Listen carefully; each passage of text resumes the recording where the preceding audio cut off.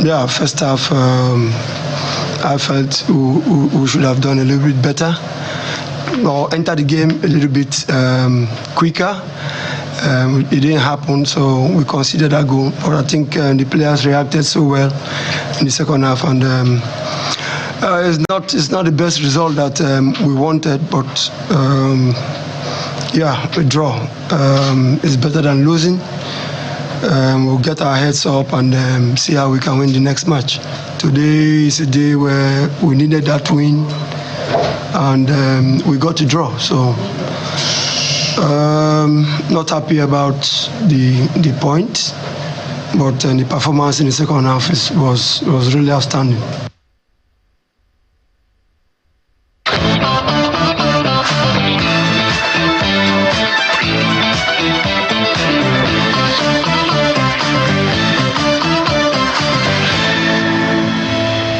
Well, it was a busy weekend, clearly, for football in Nigeria. And it looks like it's going to be another busy day for us. And we have joining us to walk through some of those major events. Some of them were exciting moments, some maybe below par. And then there's a big day today. Is Wale Adigun, sports journalist, is right here with us in our Lagos studio. Good morning, Wale. Welcome to the morning. Good morning. It's great to be back here again. Yeah, so last time we had a conversation was Nations Cup. Yeah, it was AFCON. You know, we were this close. We had a strong 2-1. It's good to see you, Wale. Yeah, it's good to be here. Yeah. Not the first class. It's strong 2-1 in that AFCON. Exactly.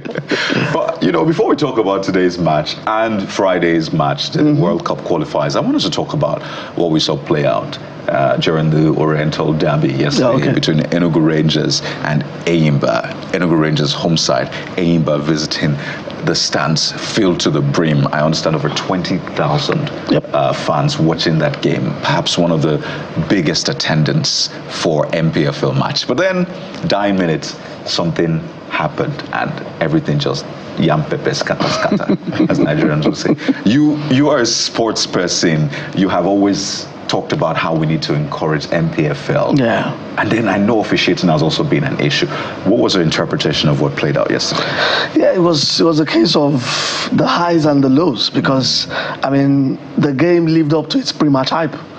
Both governments were involved. Both governors were involved because this was a game that also was going to decide the title because Rangers went into the game on 61 points, Enyimba won 59 with 3 games to go. Yeah. And whoever won that game will have had, you know, the upper hand in going to win the title.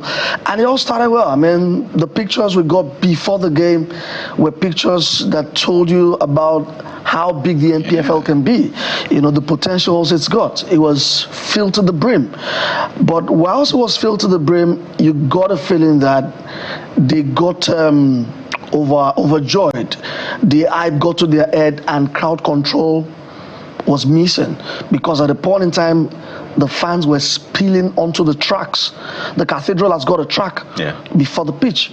And the moment you could see fans start watching the football game standing on the tracks because the stands were filled up, you knew it was going to be volatile. And that's even before the controversial. And this was before the invasion or whatever happened. And game started, real good pace. Rangers looked like the better side at the post, and John Ojele, that's the referee for the game, adds on 8 minutes. Game still goalless, by the way, and 8 minutes goes into 101 minutes, and what's a penalty?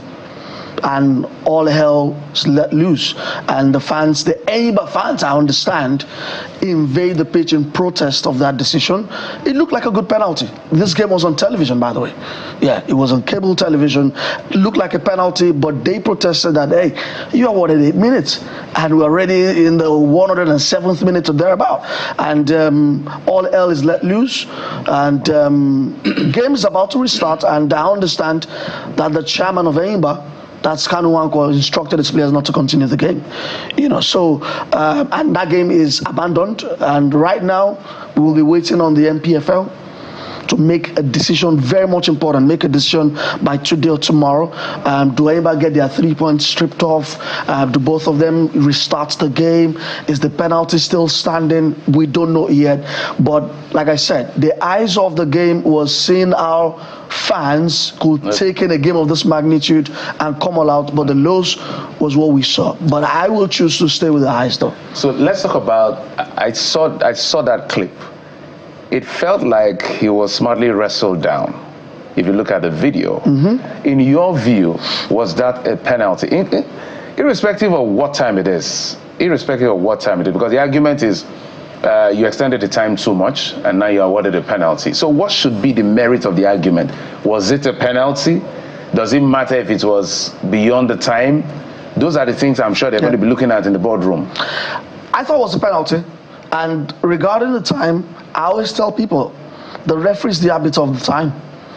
The referee ends the game when it deems it fit, because it's the arbiter of the time. And you cannot take away the time-wasting antics of the opposition. And the referee takes all of this into cognizance. And if the game goes into 120 minutes, the referee decides it. All the referee has to do is go after the game in your match report, justify why you've added this time. So I had no problems with John Ojele adding those minutes, so I could justify it after the game. But I thought it was a stonewall penalty. Yeah. But there are rules guiding the NPFL, right? Oh, yeah. And I just checked one, and it says that all players shall comply with the rules, not only in letter but also in spirit. So looking at what has transpired now at the stadium yesterday, or was it on Friday, who should we be looking to invoke the rules such that there'll be discipline, and those who should get to be disciplined will be disciplined for this conduct? The interesting thing here is everyone is to blame. Rangers, Enyimba, even the NPFL. This guy's running the league in Abidjan with the Super Eagles. This is the biggest game of the season. They should be here, because if the NPFL knew the magnitude of this game, then I'm sure that there will be a lot of crowd control measures. What you see here is a lack of crowd control measures. That is what you're seeing here. Rangers are also complicit here because they didn't provide enough stewards. I saw some stewards, but that was not enough. Enyimba also are because you could also see that their players were instigating their fans to come do what they've done here. So everyone has to take a share of the blame. Everyone should be fined. Everyone, even the NPFL, are not left out of what we've seen here, which is really an embarrassment on Nigerian football. We just went back to the Stone Age. But I tell people, things like this also happen in European football. Last season, a Turkish club owner left the stands, came onto the pitch and punched the referee in the face. This is the Turkish league where Jose Mourinho is going to be manager. Oh dear.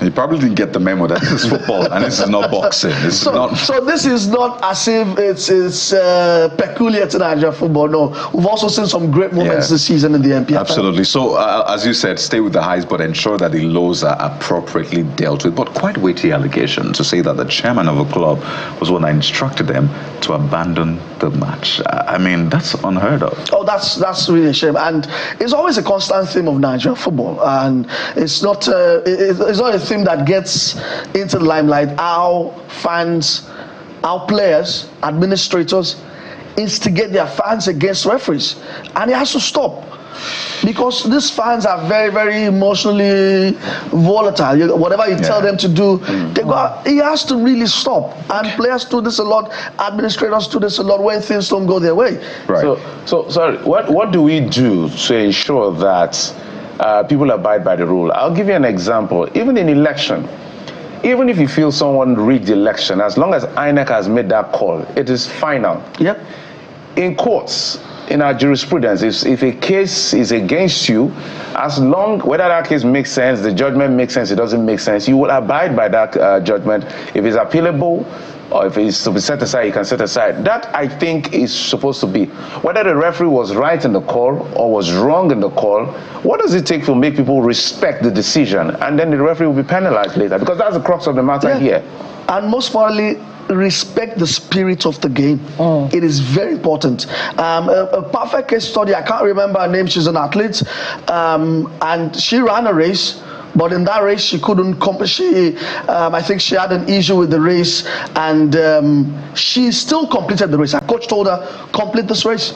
And after they made an appeal, they awarded her a medal because of the fact that she completed the race. So in the spirit of the game, games like this should end.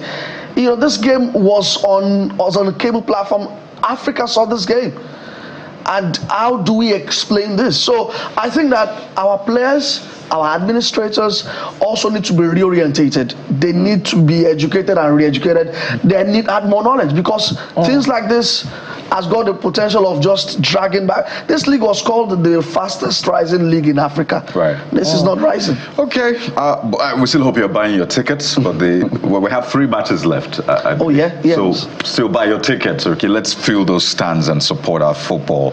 Maybe this is even bad publicity that is still good publicity. But let's talk about the other crucial match for the Super Eagles now. What we saw on Friday, I don't know, we knew that South Africa was coming with anger, as they say, because we saw what played out during the AFCON and how we just snatched it off. So we knew they were coming to have their own pound of flesh. But we thought, we're home. We have Finidi George, maybe some pressure. We have our players. This guy was back from injury, the Bayer Leverkusen player. Victor Boniface, all of the hype, all of our players doing well in the league and even European football. But we saw the 1-1 score line. In fact, at some point, I stopped watching the match for my health's sake, obviously, because I'm like, I can't deal with this. So I stopped watching the match. But we have another decider today. So let's sort of juxtapose. What didn't we do right on Friday? And what must we do right today? I thought on Friday we didn't start well. Most likely a lack of preparation, which wasn't in tip-top shape. Remember that some players got caught up in the old labor strike, couldn't make it down to Uyo in time. Looked like we lacked a bit of cohesion and chemistry, and that showed in the first half. We're sluggish. The manager also made some very head-scratching, decisions. Boniface dropped for Paul Onuachu, Fisayo Dele Bashiru. I thought they were justified, especially Onuachu, who I thought had a good game, despite not scoring, missed a couple of chances as well. But we started sluggishly, but it was a proverbial game of 2 halves, because we came out all smoking in the second half, scored very early on, and I thought that we scored too early for us to be able to have gotten a winning goal. Right. We piled on the pressure, but couldn't get that winning goal. But defensively, we didn't look assured. You look at the first goals, Joanne scored. They literally split out. Yeah, exactly. And Benjamin Tanimu, that's the new guy, looked complicit in that, playing at right back. We also didn't have a natural left back. Maybe that also hurt us going forward. Brighton Samuel played in that position. But I think that we'll be better today against the Benin Republic. We just need to give that performance in the second half. I think Finidi also spoke about it. Most likely Victor Boniface is going to start today, I hear, because the fans gave him and the media gave him a lot of grief for not starting Nigeria's informed striker. And he explained it. Because that's where I wanted to come to. Onuachu is not a natural starter. He's a substitute guy. So what was the rationale behind? We understand the place of giving somebody a chance, but it wasn't working up to 17 minutes and plus. And Boniface was seated there. This is a critical match. You look at Rwanda, look at Zimbabwe, Lesotho, Benin Republic, and Nigeria, Super Eagles, is on the 5th on that table. And now we're going to be permutating, literally. Let this one lose so that we win. What is this? We're so used to it, aren't we? Permutating. But what I was speaking to a senior colleague over the weekend, and he said, see, I told him, I don't think we're going to the World Cup in 2026. And he said, oh boy, he thinks that we are going to go there. But our margin for error is gone. We cannot make any more mistakes. Wale, I bind up. Yes, we cannot. To be very honest with you, I think today is make or break. You don't win today, forget being in USA, Mexico, and Canada. The last match was make or break. We keep postponing this make or break. Literally, it doesn't make sense. The reason is because nobody has run away with the group yet. South Africa haven't. Benin Republic. Guess who's top of the table? Lesotho. Lesotho are not going to play at the World Cup. Let's be very honest here. Well, you may be shocked. Let's be very honest here. I'm ready to wager on that. But let's all due respect to Lesotho. All due respect. But look at that. Sorry for look at that. Look at that table. My own is just. I know in football anything can happen. But when you look at that table and look at Lesotho, Rwanda, Zimbabwe, Benin, you should have said, Nigeria, we have gone. We have entered this World Cup since. Yeah, which is what we're trying to get, because now every match is a pressure game. our mates are already securing 9 points. It's true. And the sad thing is, Finidi has been put in the position of a deficit, because the first 2 games we played were played under his Oga. That's Jose Pesero. He was assistant then. And those 2 games, I thought that 2 games we should have won. Lesotho, which we drew, and Zimbabwe, which we also drew as well. You start the qualifier and you try to highlight your 3-pointers. Lesotho has to be there, home and away. Zimbabwe also has to be there, and we've dropped 2 points or 4 points in here, so we have to make up for it, and I hope that we can do that against Benin Republic. Finidi explained that the reason why Victor didn't come in was because while he was about to come in, Shemi Ajayi had a knock, and he had to take him off and replace him with a defensive-minded player, not to open up the team. So there's also a doubt on Shemi Ajayi to play today against Benin Republic. I think it should be fine. But Boniface starts up front today. I'm very much sure about that. But once again, I thought Onuachu had a decent game. Right. Yeah, Onuachu is a victim of the fact that he's a tall, lanky guy who doesn't run a lot, but his hold-up play on Friday was good. He won us a couple of fouls. He had a chance as well. In fact, he created the equalizer. At the end of the day, the most important statistics is goals scored, not attempts, not efforts. But it's the attempts. So should we begin to look at this deficit for Finidi George objectively because of the challenges of the players that were not available? For instance, Victor Osimhen, our valuable player, was not available.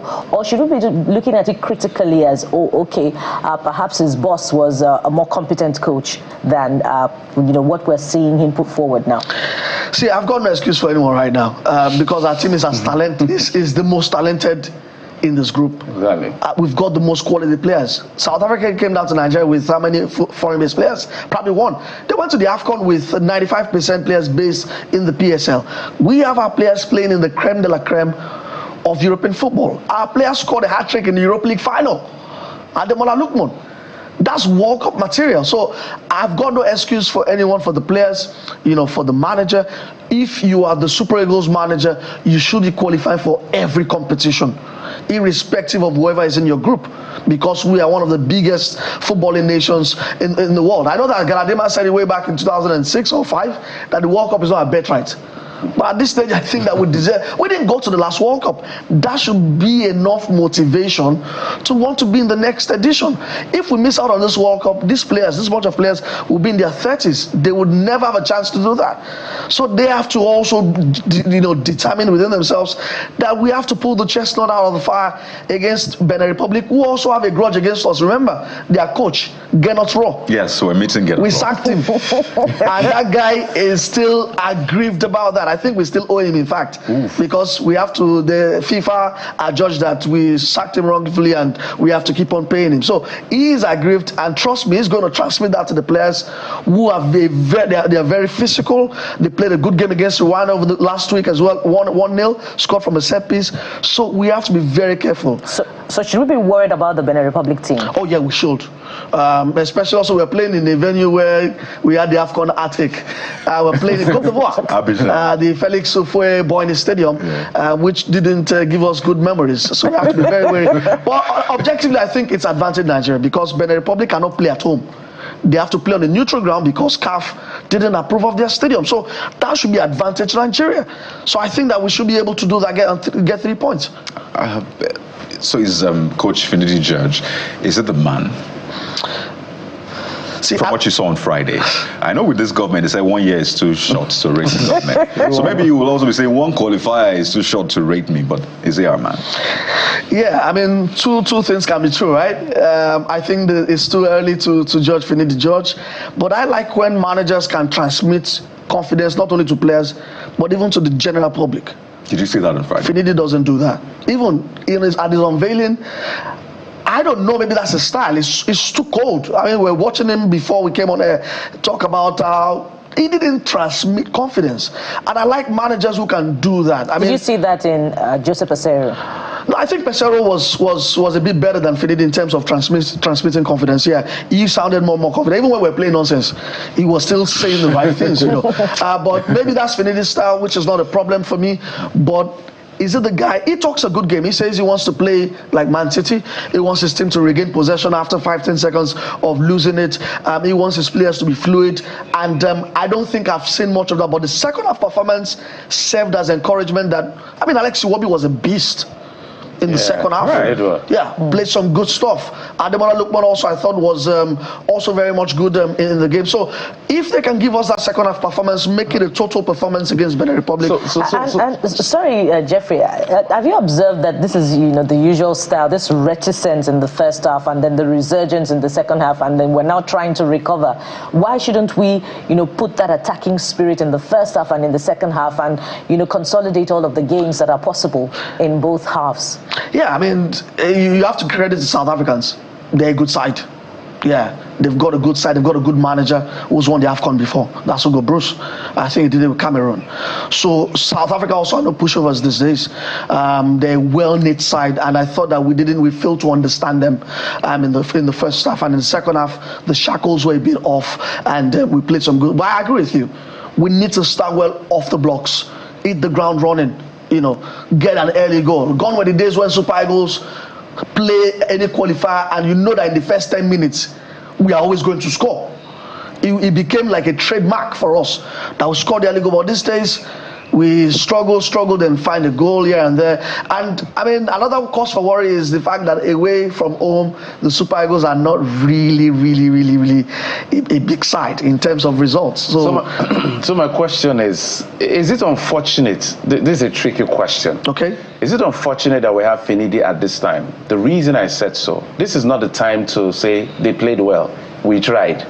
We're talking about qualifying for the World Cup. It's a make or mar situation. And now this is the time we're giving an indigenous coach this express chance. And then we got that result on Friday. Is this a good time for Finidi George? Honestly, I don't think so. Yeah, like you said, it's a tricky question. Yeah, you take a job and you're already in a position of deficit. Your first 2 games ended in a draw. So World Cup qualifier, remember, it's winner takes all. And I think Finidi would have loved to start the qualifier on his own so you could fully judge him. And I understand the contract he has signed is get us to the World Cup and the AFCON, then we'll see what happens after that. They haven't given him a long-term contract. So the time is really bad. And he was an Enyimba coach, having a good time, won the league last season, was also pushing them to defend the title as well. And when the Super Eagles come calling, you cannot reject it. You cannot reject it. And crucially, it is also a period where it looks like a last chance salon for a local manager to lead the Super Eagles. We've always talked about a foreign coach, but now the media, everybody now has what he wants, which is, a Nigerian coach. So it is very crucial that he succeeds, because if he doesn't succeed, trust me, making a case for a local coach to lead the Super Eagles is going to be very, very. There's still a lot of people who are still not convinced about Finidi.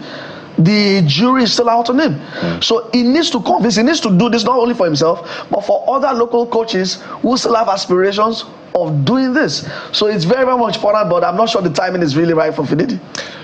So I'm going to go to a deeper question, right? And I think usually we look at the symptoms, which is obviously a testament of something deeper, which is like an illness. So they've always said that fundamentally we don't manage sports well. As a nation, and you can point to a lot of things, how we manage facilities, for example, even the tiniest of facilities in local governments. For example, you can ask which local government has a tiny pitch for 5-a-side, more of a big pitch. You hardly find, and that's not what you find in other climes. At the grassroots, you find some semblance of sporting facilities there. You can talk about the development of talents. Most of our talents were not developed here, or at least a good number of them. The countries responsible for developing them are the UKs and the rest. So talent development is also lacking. Remuneration is also a big deal. You hear they've not paid our match bonus. We've not gotten an allowance. In fact, we're still trying to pay Gennett Raw. You talked about that. So is it that this sport is not made for us? We're forcing ourselves on this sport, or what? Or is just what you find across board that is affecting our sports as well? We are a talented country. Yeah. we have talents. I mean, massive talents as far as football is concerned, even in sports. Yeah, we are massively, but we have a leadership deficit. We have an administrative deficit. I also think we have a structural deficit as well in terms of creating structure for grassroots. Germany, when they messed up in the Euros, you know, in the early 2000s, they made a policy, and the policy was creating sporting structures. Even Gernot Rohr was part of that policy making way back, and the policy was about creating sporting facilities about 10 kilometers from each other, and before you knew it, they regenerated and won the World Cup in, I think, 2014. We need policies like that, and we're lacking. And not even that we need policies like that, we even lack the willpower to carry out those policies. Look around Lagos. How many sporting facilities do you see? Look around Nigeria. How many football college of excellence do you have? You only probably have the one in Ikene. That's Beyond Limits Football Academy, who are doing a fantastic job over there in Ogun State. But trust me, if you have probably 10 of that in Nigeria, the future is bright for us, because structures like that help you harness the talent. It's a different thing to have the talent, but it's a different thing to harness the talent, to expose the talent. Look at those who went to the All Africa Games. They came back and they still have not been paid what is due to them. So we love the game. We know the game. But it is very important that you also love the game back.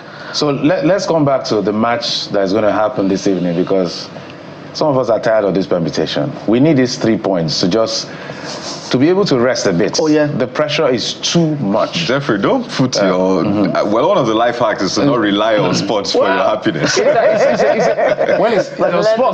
is a game of passion. Oh, yeah. It is passion that made people invade that pitch, not because they just want to be hooligans. They want to win. It's not as if one couple is entering their pocket, maybe apart from those who bet. But at the end of the day, just that pride, that bragging right, it makes us feel good. Yeah. Not as if we share any money from what they earn or get. So what should we be looking at tactically? Because clinical finishing is quite important. Attempts has to be converted. From your own experience as a sports pundit, what should we be telling Finidi and our frontliners? Let's hope that Boniface starts today, and let's see what the NHL and the rest of them can do. Start well. Yeah, start well. Get off the blocks, score early, convert your chances.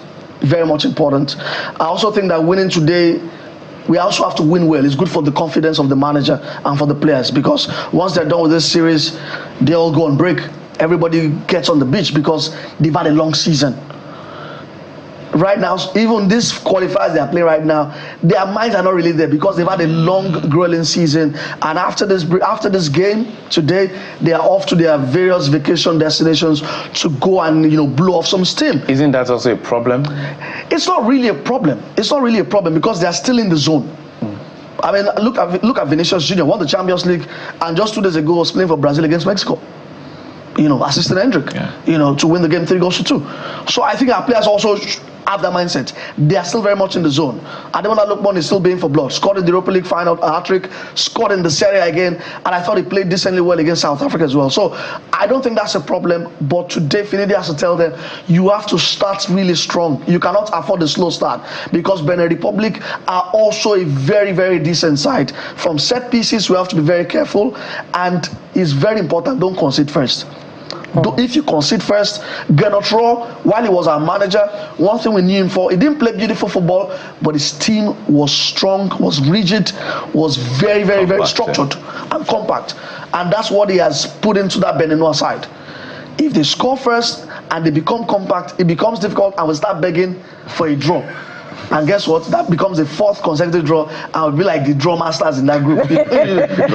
Exactly. So, and we can't afford that. Sometimes a loss is better than a draw. Benin Republic have lost 1, drawn 1, and won 1. They are top of the table, because you keep on drawing and you get a feeling that I'm still unbeaten. But no, you're going nowhere. It's a state of stasis. You're not moving forward, you're not going backward. So it's important that we start well, get a couple of goals, and back in maybe Boniface or Lookman to score today and get us all 3 points.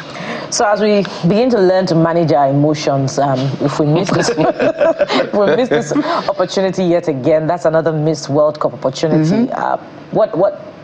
Are you worried for our rankings on the global football team? Yeah, I'm worried for much more. I'm worried for myself. I'm worried for my finance. Because the World Cup is tied to my business as a journalist. I mean, we don't know that the ecosystem gets affected when Nigeria doesn't participate in these big competitions. The media, the sports media lost a lot of money in the last World Cup that Nigeria didn't attend. I agree. We're just a country that don't know the implication of this thing. We just move on. But the implications to this, it affects businesses. It means that I won't be able to pitch to brands that I want to go cover the Super Eagles at the World Cup. So there's a lot of domino effect if we don't go to the World Cup. And that's why it's important that we go, even for the NFF. It affects our finances. There's a massive windfall that comes from FIFA. Yeah. There's a massive windfall that comes from your sponsors and your partners because you are the biggest, soccer fiesta in the world. So I think it's important, but our rankings is going to suffer. We've started recovering because the AFCON boosted our rankings. I think we are now 27th in the world. Third in Africa. Third in Africa. We haven't been 27 in a very long time. Before we fluctuate between 40, 38, 37, 38. Now we're about 27, 25. So the AFCON gave us a massive boost. But guess what? This World Cup qualifiers is hurting us now. Refusal to beat Lesotho, Zimbabwe, Bafana, who are a top side, is going to hurt the rankings. So we have to get back to winning ways, because remember, the rankings also will be crucial when the AFCON qualifiers or the AFCON itself comes around. Yeah. So everything has an effect, and the Super Eagles, I'm begging them. Very much important. Well, let's add our voice to your begging and also beg them as well. So you see us winning this match, though? Yeah, I think so. We'll do just enough. All right. Yeah, a 1-0. I think we'll do a 1-0. It will just be enough to get all 3 points and get us some breathing space. So we have a few hours to that match. 5 p.m. 5 p.m. So we'll keep praying. But as we said, do not place, I wish I could say this in Yoruba, but let me just say it in English. Do not place your heart, as I say in Yoruba, on this match. Okay, just watch it as a fan. We know what happened during the AFCON, how a lot of people had issues regarding that. But Wale, Adigun, I'd like to thank you so much. Yes, great to be here. Great to be here. I think you probably have to stream the game once again. You can't watch it on local television. There you go. Which is another shame. The national team plays and Nigerians cannot watch it. Okay. Yeah. That's another conversation. Oh, yeah. For another day. For another day. We have to go now, but we wish the Super Eagles the very best, and thank Wale Adigun for joining us on this one. It would be nice to see you on the stands, maybe as a coach one of these days, so we can talk about you too. We'll take a moment now. When we return, I will talk about the labor side to this minimum wage. We just took a breather with this sport, but we're getting back to business of sorts, and we see what labor has in store for us this week. Stay with us on the Morning Brief.